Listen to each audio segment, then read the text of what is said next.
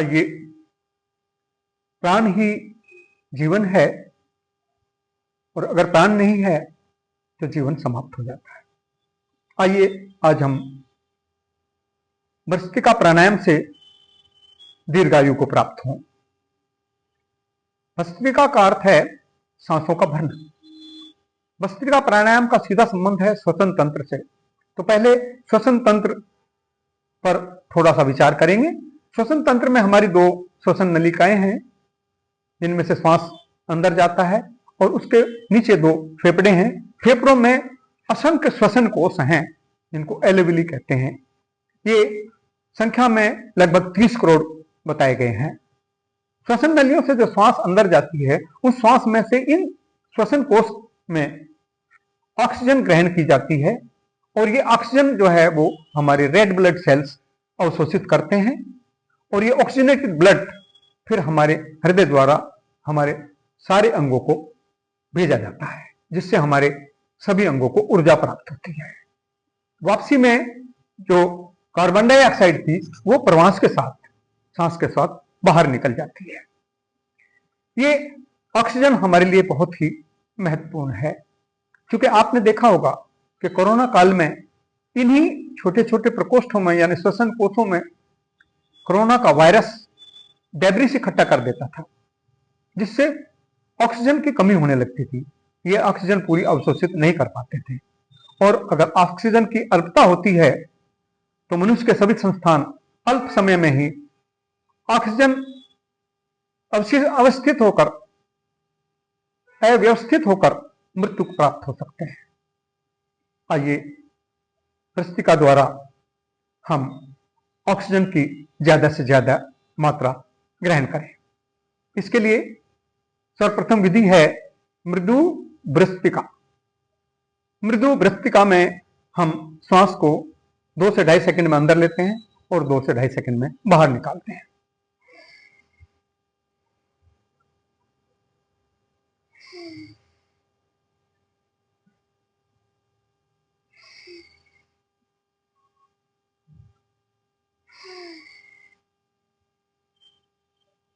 सामान्य श्वसन की अवस्था में हम बहुत थोड़ी सी ऑक्सीजन यानी 500 मिली प्राणवायु ही ग्रहण कर पाते। हमारे थोड़े से प्रकोष्ठ जो है वो एक्टिव हो पाते हैं।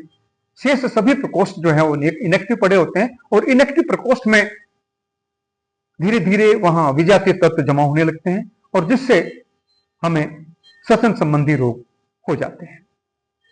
मृदु भस्त्रिका में हम अपने फेफड़ों के सारे प्रकोष्ठ को एक्टिव करते हैं, पूरी तरह से अपने श्वसन कोश को इस प्राणवायु से भरते हैं। ऐसी स्थिति में हम 4 लीटर से भी ज्यादा प्राणवायु अंदर ले सकते हैं। सांसों के इस अंतराल से जो हम 2 से 2.5 सेकंड में सांस ले रहे हैं, इससे सांसों में एक अंतराल पैदा होता है। धीरे धीरे निरंतर अभ्यास से हमारी सामान्य जीवन में भी हमारे सांसों का अंतराल बढ़ जाता है। सांसों के अंतराल से जीवन दीर्घायु होता है, ऐसा जीवों पर अन्वेषण करने से पता लगा है। एक जीव जिसको आप कछुआ कहते हैं, 1 मिनट में मात्र 5 सांस लेता है। 400 साल तक के कछुए इस पृथ्वी पर जिंदा है, जबकि मनुष्य जो 16 से 20 सांस लेता है, उसकी आयु मात्र 100 वर्ष मानी गई है। यदि हम 2 से 2.5 सेकंड में श्वास अंदर लेंगे तो 1 मिनट में करीब 12 श्वास प्रवास हमारे होंगे और हम कम से कम आयु को 200 वर्ष तक तो बढ़ा ही सकते हैं। इसकी दूसरी गति है मध्यम गति। मध्यम गति में श्वास हम सामान्य अवस्था में लेंगे और उसको छोड़ेंगे तीव्र गति से।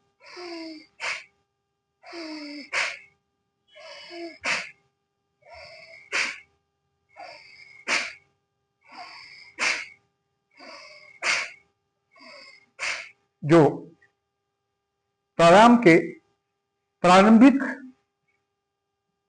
अभ्यासी हैं वो लोग मंद गति से ही प्राणायाम करें, या जो रुग्ण व्यक्ति हैं वो भी मंद गति से प्राणायाम करेंगे।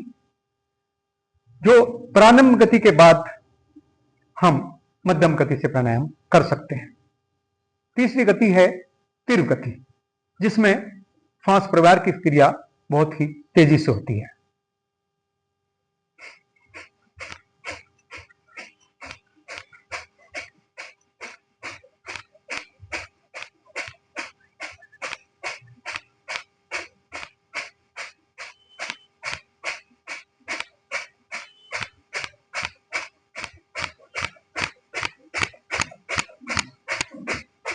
पूर्ण स्वस्थ व्यक्ति या योगाभ्यासी ही इस गति से भस्त्रिका कर सकते हैं। प्राणायाम करने से हमारे श्वास संबंधी सभी रोग, नजला, खांसी, जुकाम, ब्रोंकाइटिस दूर हो जाते हैं।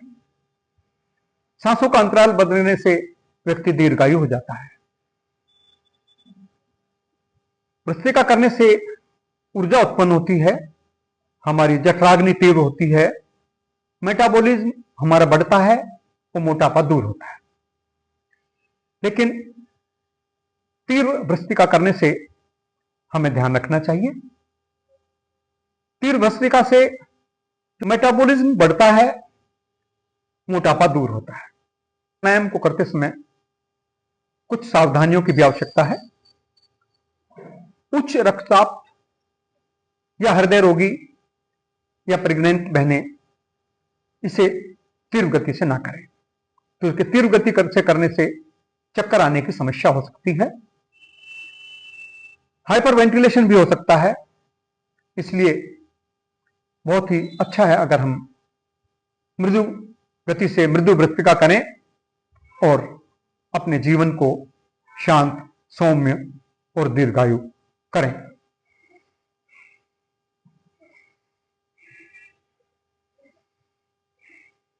आप सभी को मेरा प्रणाम।